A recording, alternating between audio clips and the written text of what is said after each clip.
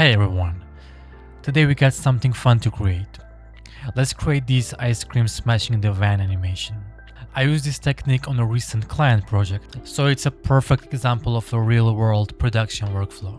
We will be combining different solvers here. As you know, the big challenge is always how to iterate on specific feedback without accidentally changing the parts that we like or have been accepted by the client.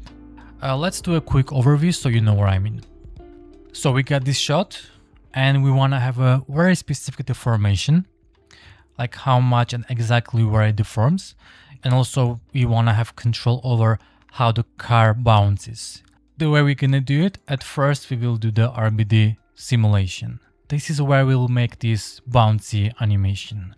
So here we will tweak very simply, as you can see in real time, how much bounciness we want, which part of the car we want to bounce, etc. And then it comes to deformation. The way we will handle it on a static mesh, we will do it using MPM because we want to have as much control as possible. You see, this will be the deformation. And we will combine them together, which will look something like this. Let me show you how easy it is to tweak without even recaching. Let's say client comes and says, okay, we need to bounce the front wheels of the car instead of the back wheels.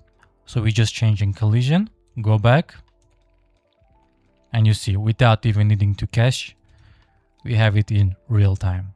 This will be the topic for the first two chapters, and the third chapter will cover specifically on fluids, which solver to use, how different solvers flip versus MPM will behave.